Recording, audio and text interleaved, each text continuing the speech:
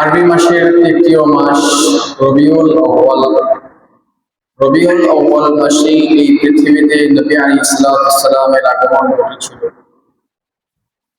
তিনি ছিলেন পুরো মানব জাতি এবং জিন জাতির জন্য কিয়ামত পর্যন্ত সর্বশেষ নবী ও রাসূল। আল্লাহ রাব্বুল আলামিন তার শান মান সম্পর্কে তার কালামে পাকে অনেক জায়গায় আলোচনা করেছেন। এই পৃথিবীতে মানব জাতির হিদায়াতের জন্য অঞ্চল এবং সময় ভেদে আল্লাহ তাআলা অনেক নবী এবং রাসূল প্রেরণ করেছেন।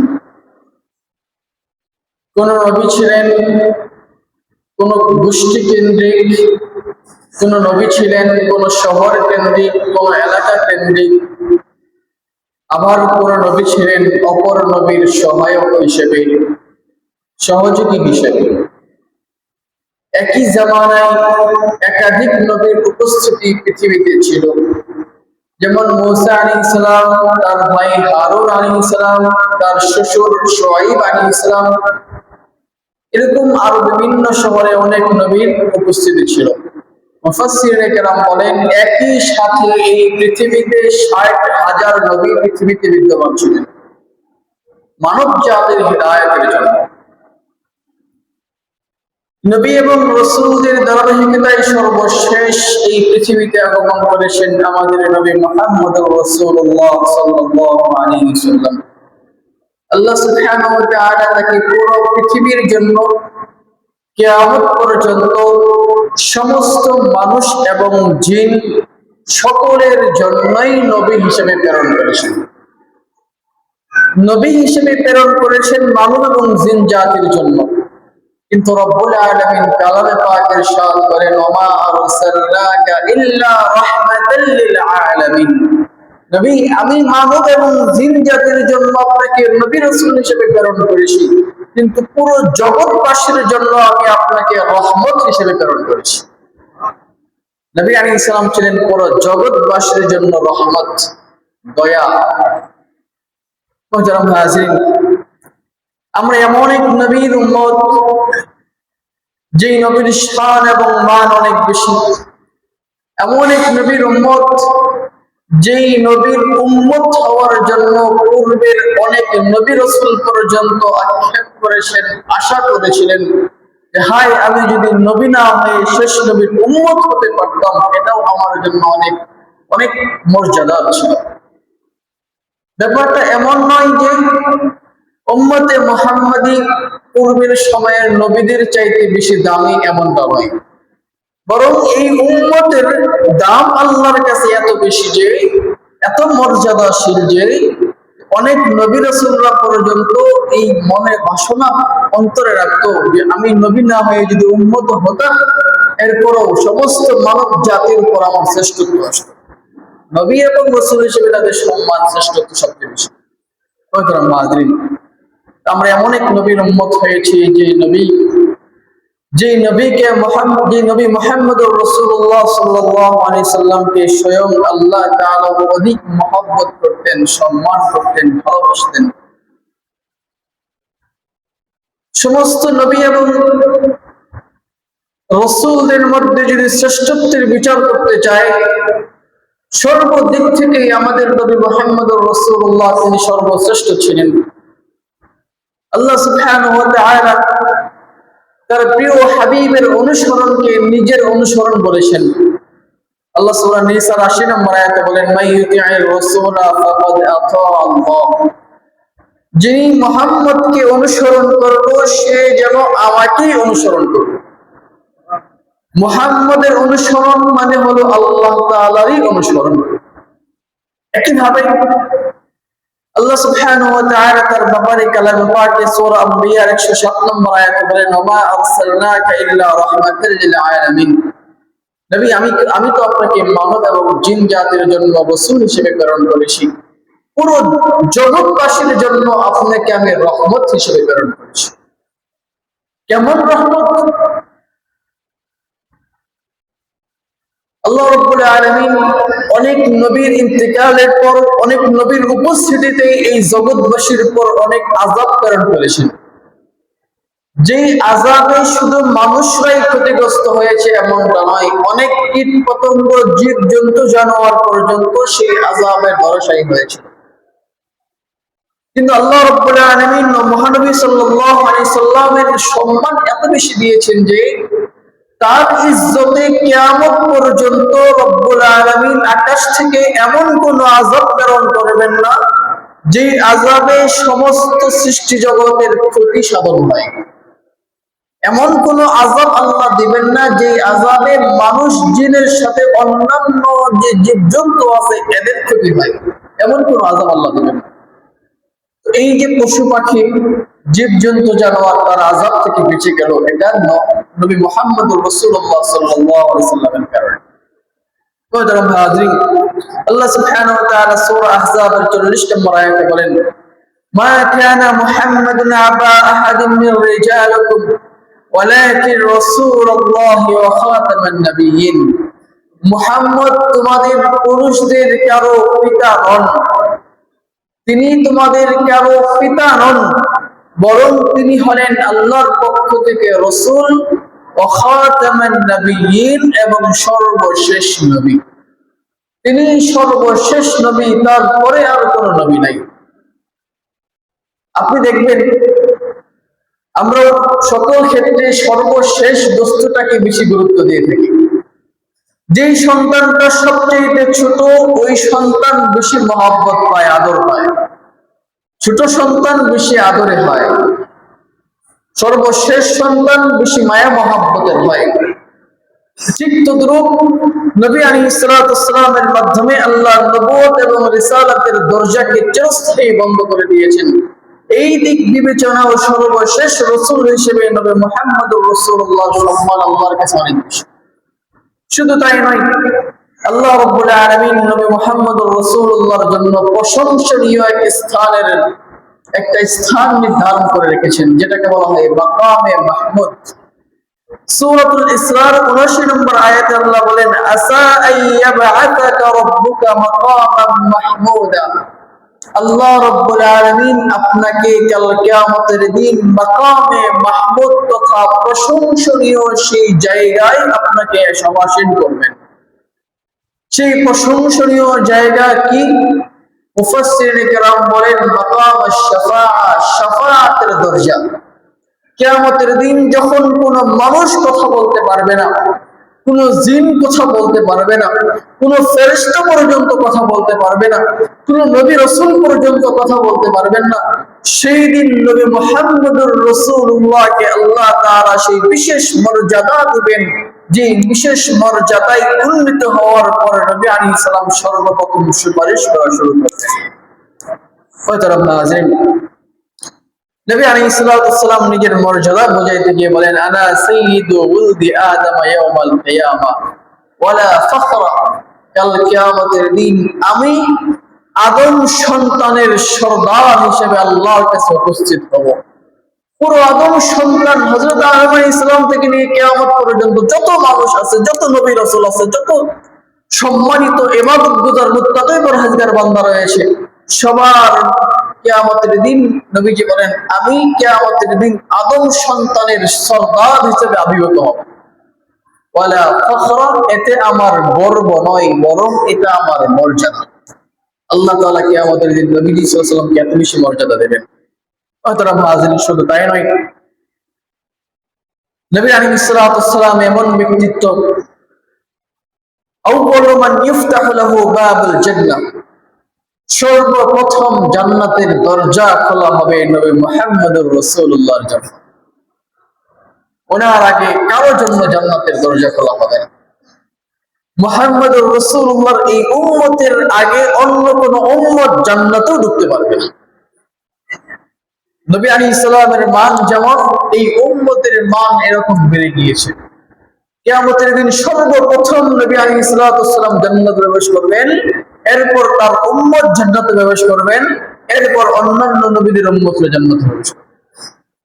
নবী আলাইহিস সালামের মান শুধু নিজের পর্যন্তই ক্ষান্ত নয়, বরং তার আনেওয়ালা সমস্ত উম্মতের উপরই তার এই সম্মান।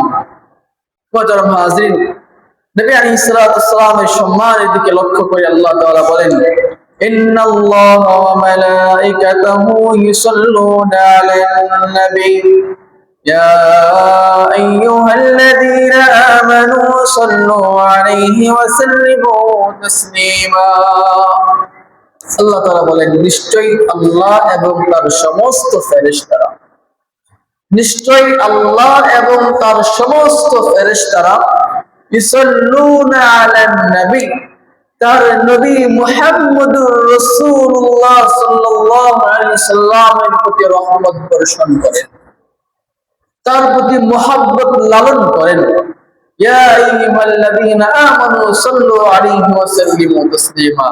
সুতরাং হে ঈমানদারগণ, তোমরাও নবী মুহাম্মদুর রাসূলুল্লাহর উপর সালাত এবং সালাম বর্ষণ করো, দরুদ শরীফ অধিক বেশি পরিমাণ করো।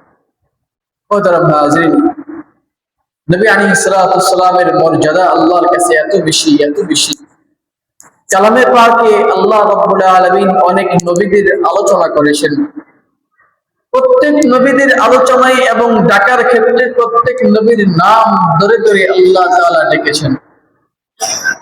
কি যেমন সূরা বাকারায় 35 নম্বর আয়াতে আল্লাহ রাব্বুল আলামিন আদম আলাইহিস সালাতু ওয়াস সালামের আলোচনা করেছেন এবং আদমকে ডেকেছেন, ইয়া আদম উসকুন আনতা ওয়া যাওজুকাল জান্নাহ। হে আদম, আপনি এবং আপনার স্ত্রী জান্নাতে বসবাস করেন। আদমকে আল্লাহ রাব্বুল আলামিন নাম ধরে সম্বোধন করেছেন। একইভাবে নূহ আলাইহিস সালাতু ওয়াস সালামের আলোচনা করতে গিয়ে বলেন, ইয়া নূহ ইহবিত বিসালামিন মিনকা ওয়া বারাকাতিন আলাইকা। হে নূহ, তুমি তোমার পক্ষ থেকে নিরাপত্তা এবং আল্লাহর পক্ষ থেকে তোমার উপর বরকত সহ তুমি অবতরণ করো। ইব্রাহিম আলাইহিস সালাতু ওয়াস সালামের আলোচনা করতে গিয়ে ইব্রাহিমের নাম ধরে ডেকেছেন, ইয়া ইব্রাহিম কদ সাদ্দাকতা রুইয়া। হে ইব্রাহিম, তোমার স্বপ্ন সত্য হয়েছে। মূসা আলাইহিস সালাতু ওয়াস সালাম জলিলুল কদর নবী ছিলেন, রাসূল ছিলেন, তার নাম ধরে আল্লাহ তাআলা ডেকেছেন, ইয়া মূসা ইন্নী আনাল্লাহু রাব্বুল আলামিন। হে মূসা, আমি তোমার রব, আমি সমগ্র জগতের রব, আমি তোমার রব, আমি হলাম আল্লাহ। একইভাবে দাউদ আলাইহিস সালাতু ওয়াস সালামের আলোচনা করতে গিয়ে দাউদের নাম ধরে ডেকেছেন, ইয়া দাউদ ইন্না জাআলনাকা খলিফাতান ফিল আরদি। হে দাউদ, আমি তোমাকে এই জমিনে আমার প্রতিনিধি তৈরি বানাবো। জাকারিয়া আলাইহিস সালাতু ওয়াস সালামকে আল্লাহ রাব্বুল আলামিন নাম ধরে ডেকেছেন, ইয়া জাকারিয়া ইন্না নুবাশশিরুকা বিগুলামিন ইসমুহু ইয়াহইয়া। হে জাকারিয়া, আমি তোমাকে এমন এক সন্তানের সুসংবাদ দিচ্ছি যার নাম হবে ইয়াহইয়া। একইভাবে ইয়াহইয়া আলাইহিস সালাতু ওয়াস সালামকে আল্লাহ রাব্বুল আলামিন নাম ধরে ডেকেছেন, ইয়া ইয়াহইয়া খুযিল কিতাবা বিকুওয়া। হে ইয়াহইয়া, কিতাবকে শক্ত করে ধরো। ঈসা আলাইহিস সালাতু ওয়াস সালাম জলিলুল কদর নবী ছিলেন, রাসূল ছিলেন, তার নাম ধরে আল্লাহ তাআলা ডেকেছেন, ইয়া ঈসা ইন্নী মুতাওয়াফফিকা ওয়া রাফিউকা ইলাইকা। হে ঈসা, আমি তোমাকে মৃত্যু দেব এবং আমার পর্যন্ত তোমাকে টেনে নিয়ে আসবো, তুলে নিয়ে আসবো। আদম আলাইহিস সালাতু ওয়াস সালাম থেকে নিয়ে ঈসা পর্যন্ত যত নবীদেরকে আল্লাহ তাআলা সম্বোধন করেছেন, ডেকেছেন, প্রত্যেক নবী এবং রাসূলদেরকে তার নাম ধরে ডেকেছেন। কিন্তু কোরআনে পাকের সূরা ফাতিহা থেকে নিয়ে সূরা নাস পর্যন্ত কোথাও এমন শব্দ খুঁজে পাবেন না যে আল্লাহ তাআলা তার হাবিব মুহাম্মদকে কোথাও বলেছেন ইয়া মুহাম্মদ, কোথাও বলেছেন ইয়া মুহাম্মদ, হে মুহাম্মদ, এমন কোন শব্দ সূরা ফাতিহা থেকে নিয়ে সূরা নাস 114টি সূরা 6236টি আয়াতের কোথাও খুঁজে পাবেন না যে আল্লাহ রাব্বুল আলামিন তার প্রিয় হাবিবকে কোথাও নাম ধরে ডেকেছেন যে ইয়া মুহাম্মদ। আদমকে ডেকেছেন ইয়া আদম, মূসাকে ডেকেছেন ইয়া মূসা, জাকারিয়াকে ডেকেছেন ইয়া জাকারিয়া, ইয়া ইয়াহইয়া, ইয়া ঈসা, ইয়া নূহ, ইয়া ইব্রাহিম, এরকম সমস্ত নবীদেরকে আল্লাহ নাম ধরে ধরে ডেকেছেন। কিন্তু যেখানেই নবী আলাইহিস সালাতু ওয়াস সালামকে ডাকার প্রয়োজন হয়েছে সেখানে ইয়া মুহাম্মদ বলেন নাই। অত্যন্ত মহব্বত এবং সম্মানের সহিত আল্লাহ তাআলা বলেন, ইয়া আইয়ুহান নবী, হে সম্মানিত নবী শুনুন। ইয়া আইয়ুহার রাসূল, হে সম্মানিত রাসূল। ইয়া আইয়ুহাল মুদাথথির, ইয়া আইয়ুহাল মুযাম্মিল। এইভাবে সম্মান এবং মহব্বত দিয়ে দিয়ে আল্লাহ রাব্বুল আলামিন তার হাবিবকে ডেকেছেন, কোথাও ইয়া মুহাম্মদ বলেন নাই। এখান থেকেও বোঝা যায় সমস্ত আম্বিয়া কেরামের উপর আমাদের নবী মুহাম্মদুর রাসূলুল্লাহর সম্মান এবং ইজ্জত সবচেয়ে বেশি। মুহতারাম হাজিরিন, এমন এক নবীর উম্মত আমরা হতে পেরেছি, এটা আমাদের বড় ভাগ্য, এটা আমাদের বড় ভাগ্য। এই ভাগ্য আমরা জোর করে আনতে পারি নাই, এই ভাগ্য আল্লাহর কাছে আমরা মঞ্জুর করে নিয়ে আসতে পারি নাই। এই অনুগ্রহ আল্লাহ তাআলা আমাদেরকে স্বেচ্ছায় দান করেছেন, বলে আলহামদুলিল্লাহ। মুহতারাম হাজিরিন, এমন একজন রাসূল পেলাম যিনি সমগ্র মানব জাতির নিকট প্রেরিত। এমন একজন রাসূল আমরা পেলাম যার মাধ্যমে কাল কিয়ামতের দিন রব্বুল আলামিন জান্নাতকে উদ্বোধন করবেন। এমন একজন রাসূল আমরা পেলাম কাল কিয়ামতের দিন যিনি সর্বপ্রথম সুপারিশ করা শুরু করবেন। এমন একজন রাসূল আমরা পেলাম যাকে রব্বুল আলামিন নিজে সম্মান করেন, ভালোবাসেন, মহব্বত করেন, তার উপর দরুদ ও সালাত প্রেরণ করেন। এমন একজন রাসূল আমরা পেলাম যিনি সর্বশেষ রাসূল, সমগ্র মানব জাতির এবং সমগ্র জগৎবাসীর জন্য রহমত হিসেবে প্রেরিত। এমন একজন রাসূল আমরা পেলাম, এমন একজন রাসূলের উম্মত আমরা হতে পারলাম। এই উম্মত হতে পারলাম এতটুকুই কি আমাদের দায়িত্ব, না আমাদের কিছু দায়িত্ব থাকার দরকার আছে? অবশ্যই কিছু দায়িত্ব থাকা দরকার আছে। আমাদের দায়িত্ব কি? আল্লাহ রাব্বুল আলামিন তার কালামে পাকে ইরশাদ করেন, লাকাদ কানা লাকুম ফি রাসূলিল্লাহি উসওয়াতুন হাসানাহ। এই বান্দারগণ শুনো, তোমাদের জন্য তোমাদের রাসূলের মধ্যে রয়েছে উত্তম আদর্শ। তোমাদের জন্য তোমাদের রাসূলের মধ্যে রয়েছে উত্তম আদর্শ। তিনি এমন আদর্শ নিয়ে আসছেন যে আদর্শ পৃথিবীর মধ্যে সবচেয়ে শ্রেষ্ঠ, সবচেয়ে উত্তম আদর্শ। তিনি এমন সিরাত, এমন জীবন নিয়ে আসছেন যে জীবন পৃথিবীর সবচেয়ে শ্রেষ্ঠ জীবন। তিনি এমন এক জিন্দেগি গঠন করেছেন যে জিন্দেগি নিয়ে কোনো মুসলিম যদি কলম ধরতে চায়, ইনসাফের দাবিতে, সত্য লেখার দাবিতে নবী মুহাম্মদুর রাসূলুল্লাহর জীবনীটাকে সবার আগে নিয়ে আসতে হয়। আপনারা দেখবেন একটা বই আছে মাইকেল এইচ হার্টের লেখা, পৃথিবীতে 100 বিখ্যাত মানুষদের জীবনী নিয়ে। মাইকেল এইচ হার্টের লেখা একটি বই, পৃথিবীতে 100 বিখ্যাত মানুষদের জীবনী নিয়ে। এই বইয়ের মধ্যে সে 100 বিখ্যাত ব্যক্তিদের জীবনী তুলে ধরেছেন যাদের মাধ্যমে এই পৃথিবী পরিবর্তিত হয়েছিল, যাদের মাধ্যমে এই পৃথিবীতে নতুন কিছু দিশা পেয়েছিল। এমন ব্যক্তিদের মধ্যে থেকে সিরিয়াল করে করে সর্বপ্রথম খ্রিস্টান হওয়া সত্ত্বেও নবী মুহাম্মদুর রাসূলুল্লাহর জীবনী সবার আগে এবং পূর্ণাঙ্গ বলে তিনি স্বীকার করেছেন। তাকে জিজ্ঞেস করা হয়েছিল, তুমি একজন খ্রিস্টান, তুমি ঈসা আলাইহিস সালামের জীবনী সবার আগে লিখবে। তুমি একজন খ্রিস্টান, তুমি লেনিন, কার্ল মার্কস ইত্যাদি ব্যক্তিদের নাম আগে নিয়ে আসবে, তুমি কেন মুসলমানদের নবী মুহাম্মদের নামটা নিয়ে আসলে? তিনি বলেন, আমার এই গবেষণায় আমি যা লিখেছি, আমি যা তুলে ধরেছি, বারবার আমি চিন্তা করেছি কোন কারণে, কোন দিক থেকে যদি মুহাম্মদের নামটা পিছিয়ে দেওয়া যায় তাহলে এটা ভালো ছিল। কারণ আমি খ্রিস্টান, আমিও চাই না মুহাম্মদের নাম আমার বইয়ের মধ্যে সবার আগে আসুক। কিন্তু আমি বহু গবেষণা করার পরে দেখেছি মুহাম্মদ সাল্লাল্লাহু আলাইহি সাল্লামের জীবনীটা এমন এক জীবনী, যে জীবনীর কোন সাইডে কোন ধরনের কলঙ্কের দাগ নাই, যে জীবনের কোন সাইডে কোন দিক থেকে কমতি বলতে কিছু নাই, যে জীবনীটা পূর্ণাঙ্গ জীবনী, যে জীবনীটা পুরো মানব জাতির জন্য আদর্শ হতে পারে। আমি যদি এটা জানার পরও মুহাম্মদের নামটাকে শেষে নিয়ে আসতাম তাহলে আমার পরবর্তীতে আবার গবেষণা হবে। সেই গবেষণায় যখন দেখবে সর্বদিক থেকে উপযুক্ত ব্যক্তি ছিল মুহাম্মদুর রাসূলুল্লাহর আশা, সেখানে আমি তার নিয়ম পিছিয়ে দিয়েছি, তখন ঐতিহাসিকরা আমাকে মিথ্যাবাদী বলবে।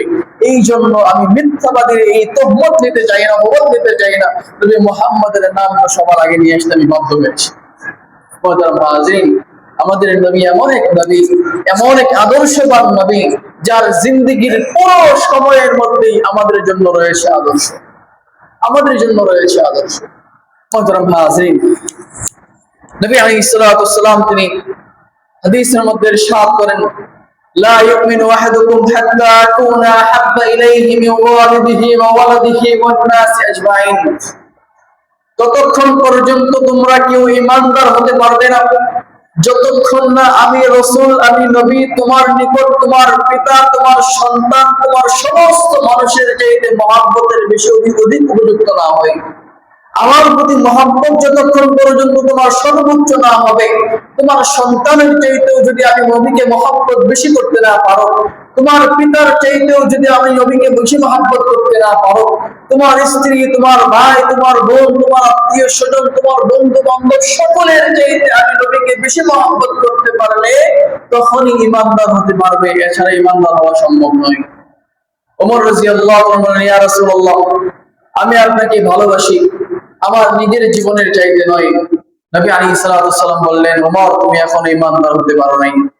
ওমর রাদিয়াল্লাহু আনহু তখন বললেন, ইয়া রাসূলুল্লাহ, আমি আমার নিজের জীবনের চাইতেও আপনাকে আমি বেশি ভালোবাসি।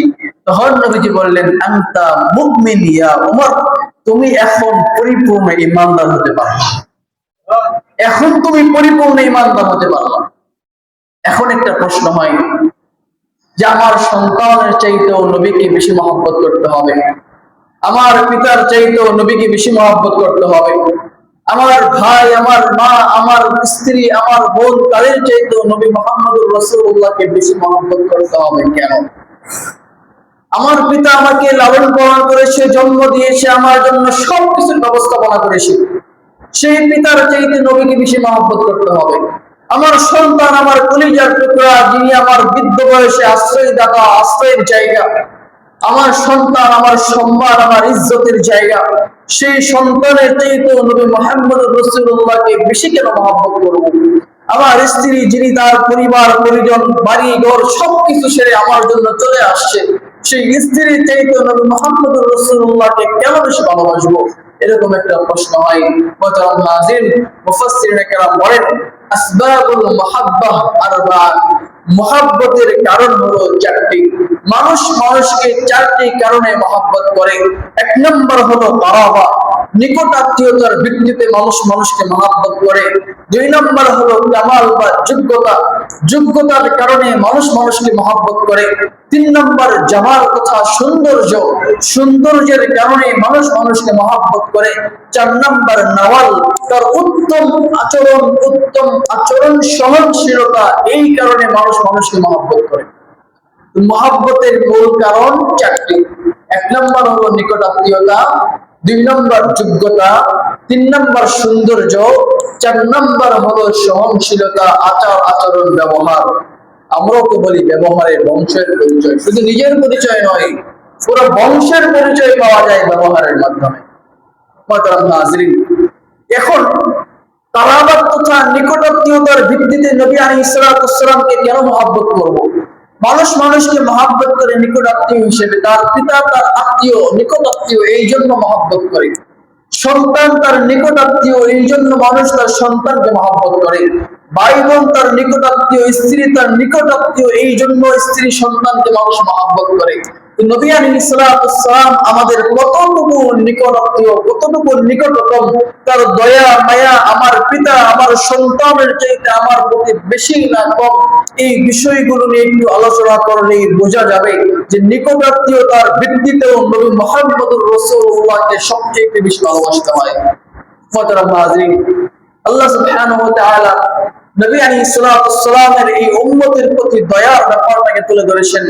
আল্লাহ তাআলা বলেন, লাকাদ জাআকুম রাসূলুম মিন আনফুসিকুম আজিজুন আলাইহি মা আনিতুম। আল্লাহ রাব্বুল আলামিন বলেন, তোমাদের পক্ষ থেকে একজন রাসূল তোমাদের নিকট এসেছেন, আজিজুন আলাইহি মা আনিতুম, তোমাদের যেটা কষ্ট দেয় ওই বিষয়ে তিনি খুব পেরেশানিতে পড়ে যান। তোমাদের ব্যাপারে তিনি এত বেশি দয়ালু যে তোমাদের জন্য কষ্টকর হয় এমন বিষয়ে তিনি বিচলিত হয়ে যান, তিনি বেশি পরিমাণ কষ্ট অনুভব করেন। হারিসুন আলাইকুম, তোমাদের প্রতি সদা জাগ্রত তিনি। বিল মুমিনিনা রাউফুর রহিম, ঈমানদারদের জন্য তিনি অত্যন্ত দয়ালু। মুহতারাম হাজিরিন, নবী আলাইহিস সালাম আমাদের কষ্টে বেশি পরিমাণ দুঃখিত হতেন। কেমন? কয়েকটা উদাহরণ দিলে বুঝতে পারবেন।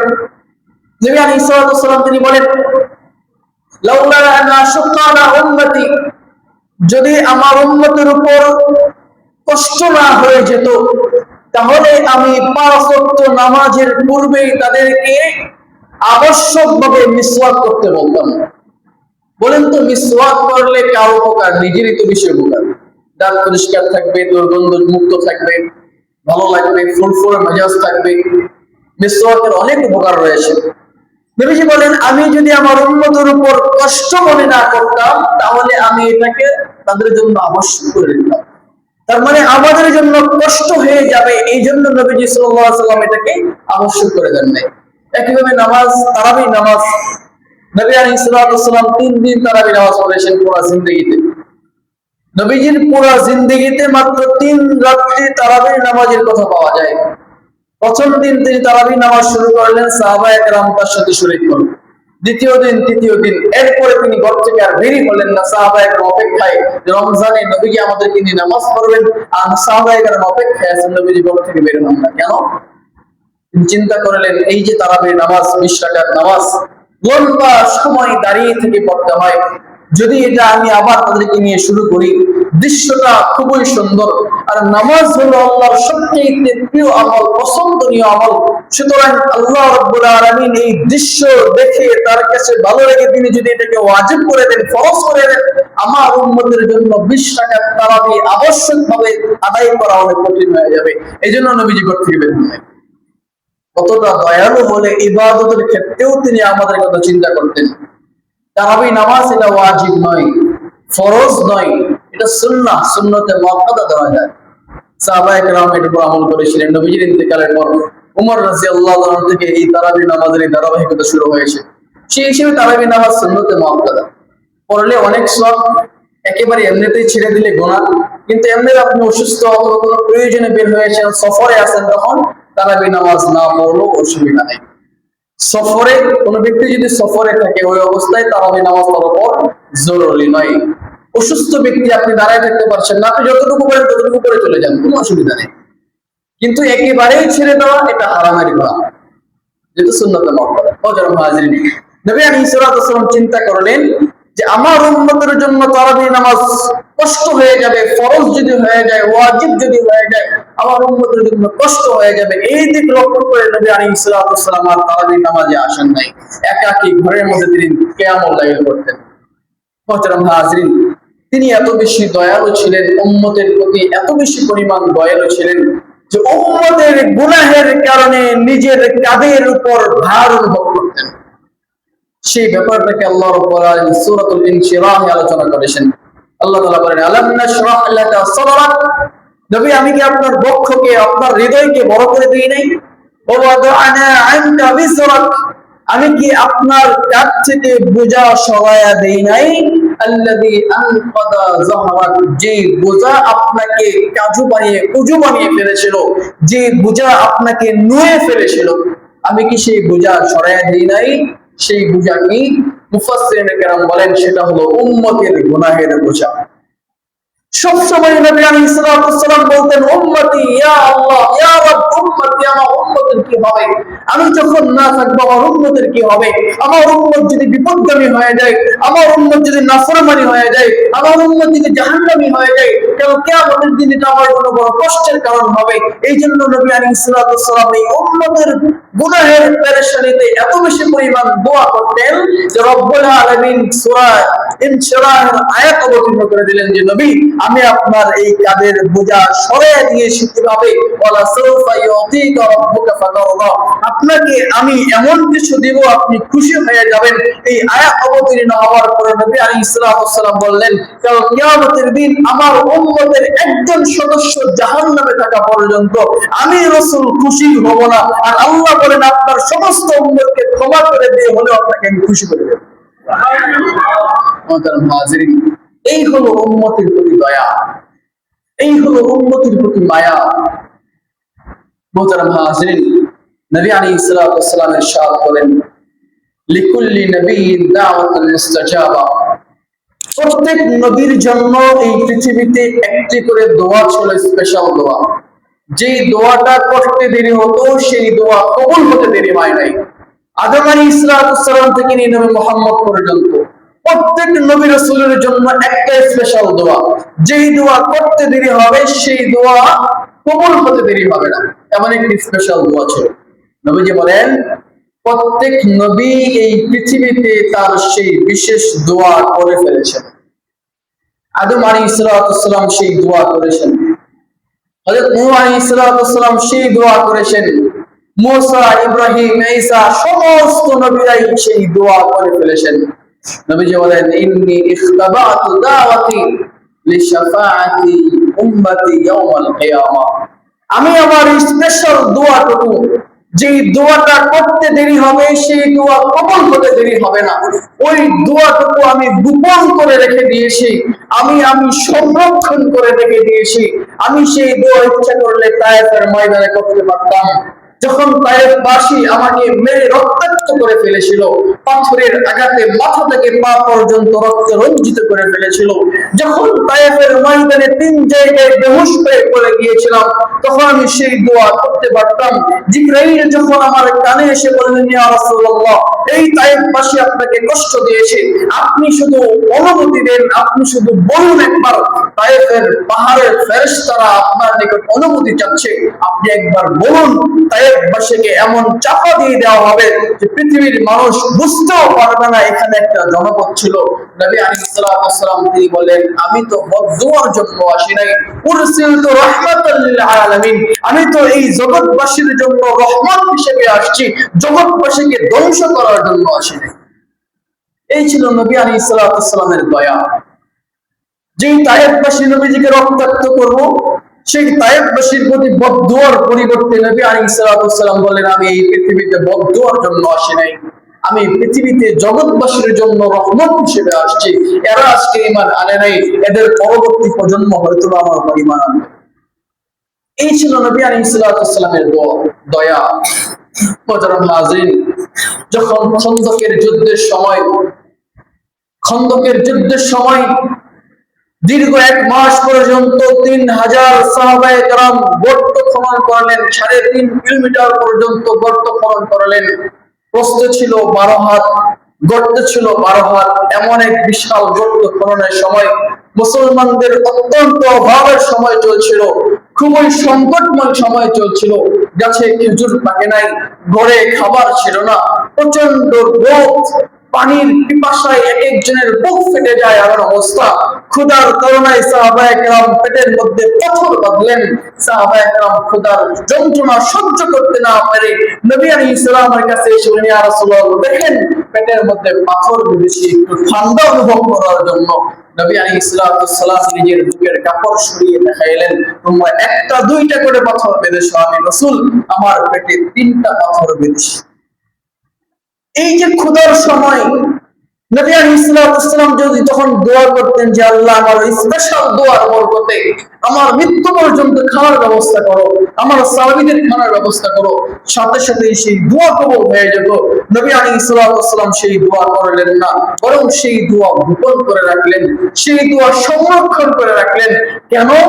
নবীজি বলেন, লিশাফাআতি উম্মতি ইয়াউমাল কিয়ামা, কিয়ামতের দিন যখন আমার উম্মতকে জাহান্নামে নিক্ষেপ করা হবে, কিয়ামতের দিন আমার উম্মত যখন নামাজ তরক, হজ তরক, রোজা তরকের কারণে জাহান্নামের দিকে যাবে, কাল কিয়ামতের দিন আমার জাহান্নামের দিকে যাওয়ালা উম্মতকে রক্ষা করার জন্য সেই স্পেশাল দোয়ার বরকতে আমি আল্লাহর কাছে দোয়া করব যে আমার উম্মতকে আপনি মাফ করে দেন, আমার উম্মতকে আপনি মাফ করে দেন।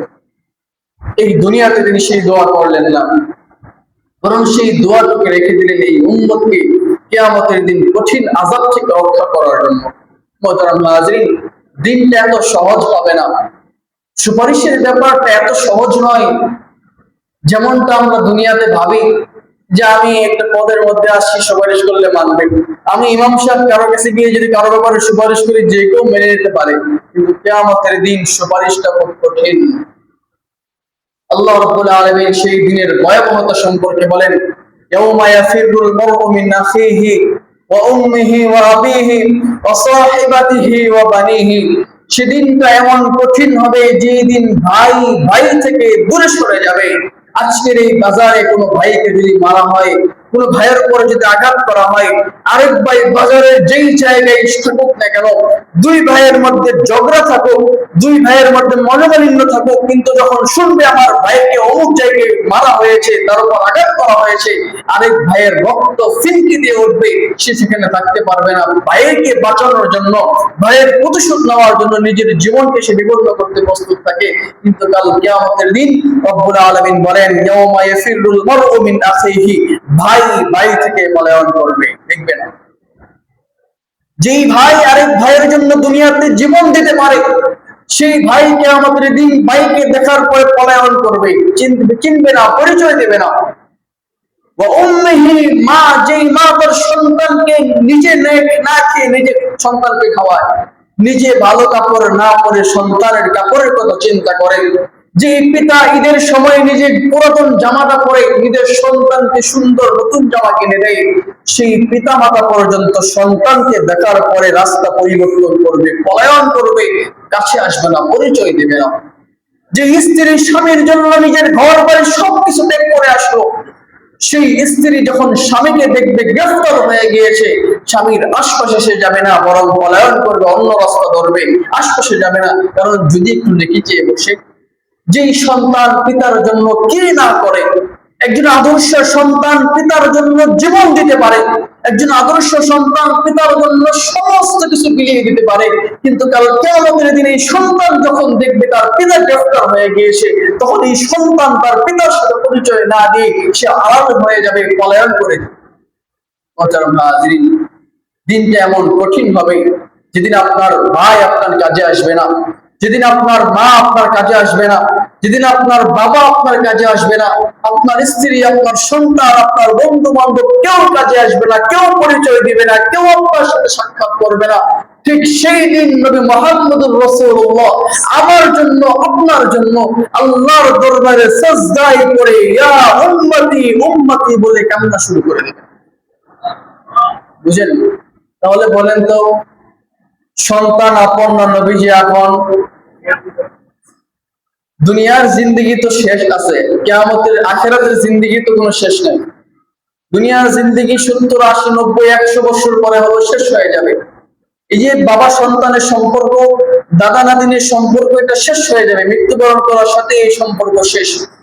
কিন্তু কিয়ামতের দিন যেটা শুরু হবে, এটা তো আর শেষ হবে না। যেই দিনের শুরু আছে, শেষ নাই, সেদিন যদি কেউ আপনাকে সহযোগিতা করে, তিনি আপন না দুনিয়ার এই মানুষরা আপন? মুহতারাম হাজিরিন, যেদিন আপনার সন্তান আপনার থেকে পলায়ন করবে, পিতা মাতা আপনার থেকে পলায়ন করবে, স্ত্রীর সন্তান আপনার থেকে পলায়ন করবে, ঠিক সেই দিন নবী মুহাম্মদুর রাসূলুল্লাহ আপনার সাহায্যে, তার শাফাআত নিয়ে, তার সুপারিশ নিয়ে হাজির হয়ে যাবে। তাহলে বুঝুন, নিজের সন্তান আপন না নবী আপন, নিজের পিতা আপন না নবী আপন, নিজের স্ত্রী আপন না নবী আপন, নিজের মা বাবা আপন না নবী আপন। এই জন্য নবীজি বলেন, লা ইউমিনু আহাদুকুম হাত্তা আকুনা হাব্বা ইলাইহি মিন ওয়ালিদিহি ওয়া ওয়ালাদিহি ওয়ান নাসি আজমাইন। কেউ ততক্ষণ পর্যন্ত ঈমানদার হতে পারবে না যতক্ষণ না আমি নবীকে তার পিতার চাইতে বেশি ভালোবাসবে, তার সন্তানের চাইতে বেশি ভালোবাসবে, তার স্ত্রীর চাইতে বেশি ভালোবাসবে, তার মায়ের চাইতে বেশি ভালোবাসবে, তার বন্ধুর চাইতে বেশি ভালোবাসবে, তার নিজের জীবনের চাইতে যতক্ষণ না আমি নবীকে বেশি মহব্বত করবে, বেশি ভালোবাসবে, ততক্ষণ পর্যন্ত সেই ঈমানদারই হতে পারবে। ভালোবাসা সেই পেতে পারে যার অবদান রয়েছে। নবী আলাইহিস সালাম পুরো জিন্দেগি উম্মতের পেরেশানি নিয়ে কেটেছেন। এই উম্মতকে জাহান্নাম থেকে বাঁচানোর জন্য নবী আলাইহিস সালাম সারা জিন্দেগি পেরেশানিতে ছিলেন। একে একে 27টি যুদ্ধের ময়দানে তার উপস্থিতি ছিল। উহুদের যুদ্ধে তার মাথা মুবারক ফেটে গিয়েছিল, দাঁত মুবারক শহীদ হয়েছিল। উহুদের যুদ্ধে নবী আলাইহিস সালাম গর্তের মধ্যে পড়ে গিয়েছিলেন, কাফেরদের আঘাতে জর্জরিত অবস্থায়।